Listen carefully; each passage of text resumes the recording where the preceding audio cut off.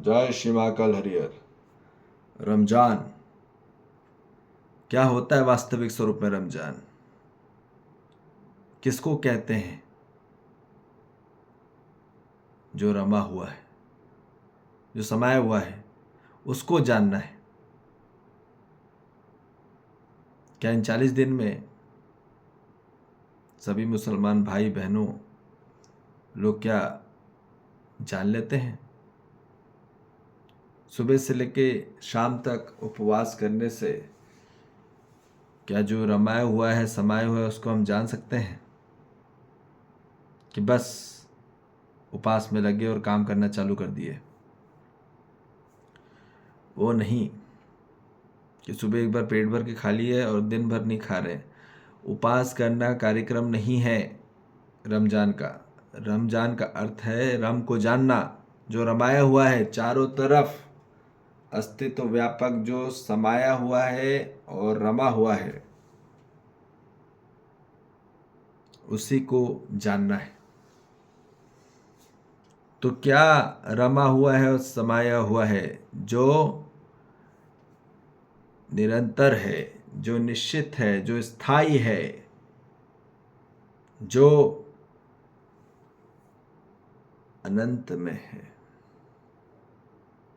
जिसका कोई भी शुरुआत नहीं, जिसका कोई अंत नहीं। वो हमेशा निश्चित में है और निरंतर में। और जो रमाया हुआ है 24 घंटे, हमारे आंतरिक रूह और आत्मा जो है,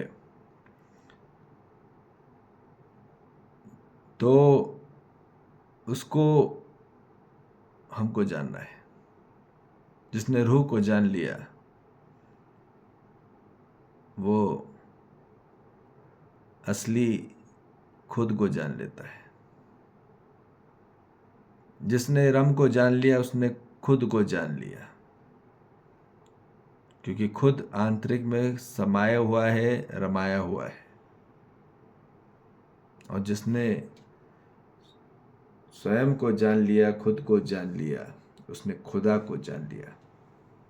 जिसने खुद की अदा को जान लिया, उसने खुदा को जान लिया। तो इन 40 दिनों में हमको अध्ययन करना होता है, अभ्यास करना होता है आध्यात्मिक स्वरूप में, सांसारिक स्वरूप में।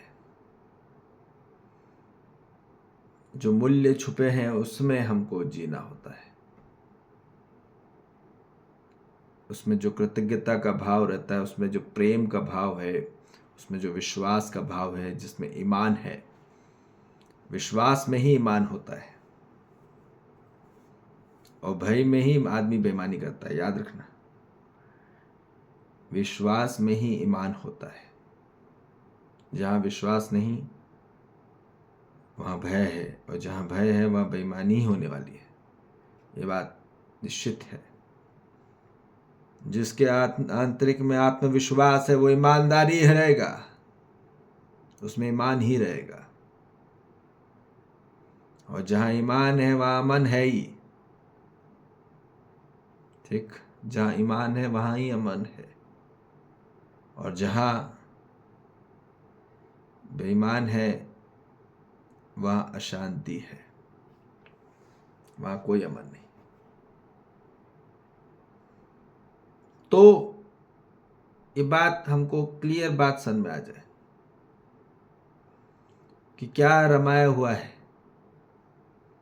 हर तरफ, जो संपूर्णतः रूप में स्प्रेड अप है, जो पूर्णतः रूप से फैला हुआ है।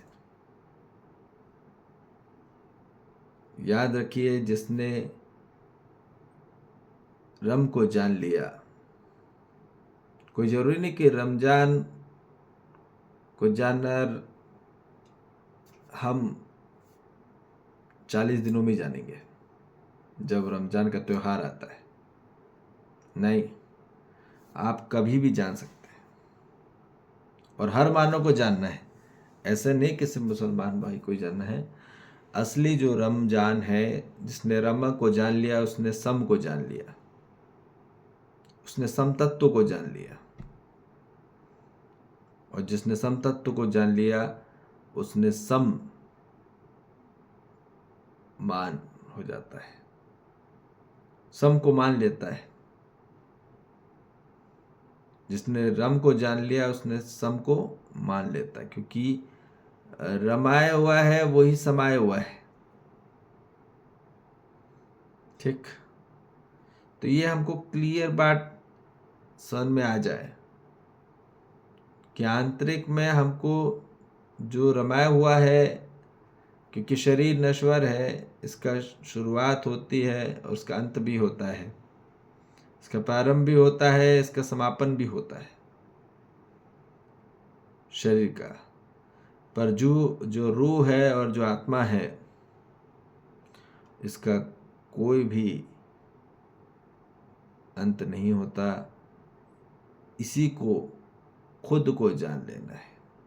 जो स्वयं बैठा है वही आत्मा है, वही रूह है, और वही पूरी समाई हुई है पूरे ब्रह्मांड में,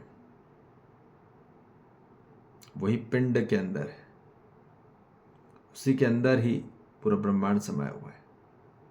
उस ब्रह्मांड में भी पूरा पिंड छुपा पड़ा है। ठीक, उस पिंड में पूरा ब्रह्मांड है और ब्रह्मांड में ही पूरा पिंड है। ठीक, तो ये सब समाये हुए हैं, सब रमाए हुए हैं। ठीक है, तो ये बात समझ में आ गई। इस पूरे व्यापक को रम कहा जा रहा है और इसी को सम कहा जा रहा है। जिसने रम को जान लिया उसने सम को जान लिया, और जिसने सम को जान लिया वो सम के विधान को जान लेता है। वही असली संविधान है। वो उसके अंदर ही असली सम्मान है।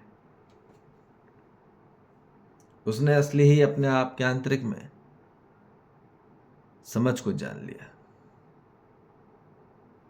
ठीक, तो ये हमको क्लियर बात समझ में आ जाए कि जहां मानव सम को जान लेगा और रम को जान ही लेगा। ठीक है, तो सम और रम किसको कहा जा रहा है? रम उसी को कहा जा रहा है जो चारों तरफ है, पूरा आकाश है, उसको रम कहा जा रहा है। जो कभी भी न डाइवर्ट होता, न डिस्ट्रैक्ट होता, न डिस्ट्रॉय होता है।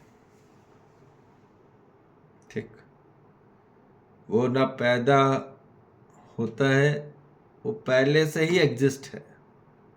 सब कुछ आने के पहले से एग्जिस्ट है।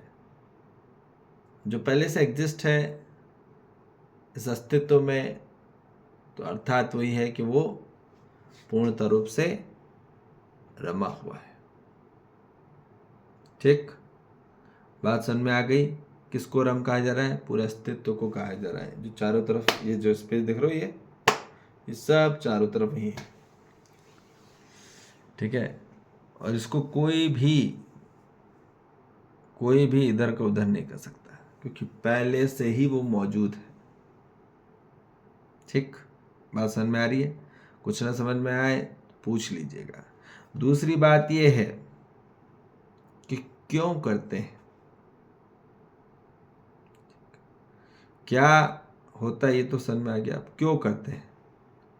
अब इसलिए करते हैं कि मानव के आंतरिक में जो भी दुविधाएं हैं, जो भी समस्या है, जो भी किसी प्रकार का भ्रम है, भय है, क्लेश है, शंका है, तुलना है, विरोध है, घृणा है, ईर्ष्या है, या किसी प्रकार की भी मानव के आंतरिक में शिकायत है और अभाव है, तो इससे मुक्ति के लिए केवल और केवल एक ही माध्यम है कि रमजान को जानना है। ठीक। जिसने रम को जान लिया उसने सम को जान लिया, उसके अंदर समाधान आने लग जाता है। जैसे जैसे रम को जान लेता है वो बिस्मिल्लाह अल्लाह को जान लेता है, मतलब बिस्मिल्लाह अर्थात अल्लाह को जान लेता है, ईश्वर को जान लेता है।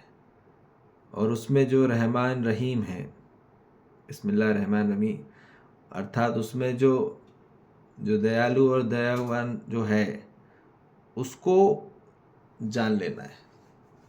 ठीक।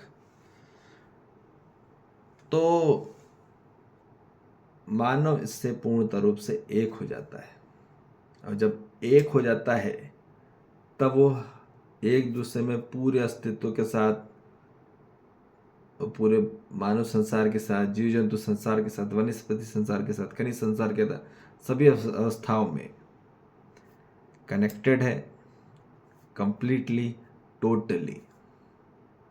ठीक। तब वो पूर्णतः रूप से रमा हुआ है, समाया हुआ है। और यही हर मानव जाति को जानना है। ऐसा नहीं कि सिर्फ मुसलमान भाइयों को रम को जानना है, ये हिंदू भाई को भी जानना है, सिख ईसाई को भी जानना है, और ईसाई को भी जानना है। क्योंकि क्या रमा हुआ है, वही, उसी में वाहे गुरु है, उसी में ही जीसस क्राइस्ट है, और उसी में ही सभी देवी देवताओं का वास करता है। बात समझ में आ रही है? इसलिए तो अपने समस्याओं से मुक्त होने के लिए आदमी इसलिए करता है रमजान। ठीक है, कि उसके अंदर असली अल्लाह को भी जान ले, ये भी इसलिए भी करते हैं। परंतु ज़्यादातर लोग 80 to 90% तो ज़्यादातर अपनी इच्छा को पूर्ण करने के लिए करते हैं, अपने आंतरिक में कोई भी प्रोडक्ट ऑब्जेक्ट को पाने के लिए करते हैं। ठीक है, बात समझ में आ रही है? तो ये महत्वपूर्ण है। ठीक है, तो ये बात हमको क्लियर, स्पष्टता में बात लग जाना चाहिए हर मानव को। अब बात है कि कैसे निर्वाह है। हमने क्या होता है ये जान लिया, क्यों कर रहे हैं इसलिए जान लिया, पर कैसे निर्वाह है? इसका निर्वाह है निश्चित निरंतरता में। ठीक। जब हम पूर्णतः रूप से समर्पित होंगे, निष्ठावान होंगे, भक्ति में होंगे, तभी हम अपने आंतरिक में इसको स्वीकार कर पाएंगे। जब आंतरिक में स्वीकार कर पाएंगे तब हमारे आंतरिक में संपूर्णतः रूप से संतुष्टि होगी और एकीकरण होगा। ठीक। आंतरिक स्वरूप से हम एक होंगे, और यही होना है हर मानव को। ठीक है, तो निश्चित निरंतरता में से निर्वाह होगा, न्यायपूर्वक होगा, धर्मपूर्वक होगा, सत्यपूर्वक होगा। ठीक है, और मानो जितना आंतरिक स्वरूप में ये हमको क्लियर हो जाए कि क्या हमारे अंदर रमाया हुआ, और हर मानव के अंदर है, हर मानव के अंदर है, हर जीव जंतु के अंदर है, वनस्पति संसार के अंदर है, खनिज संसार के अंदर है, सबके साथ कनेक्टेड है। तो इसलिए उस रमे हुए को जान लो, पहचान लो। ठीक है, और अपने जीवन में तभी दया कृपा कर पाएंगे, तभी रहमान रहीम होगा, जब मानव के आंतरिक में अल्लाह को जान लेगा, खुदा को जान लेगा।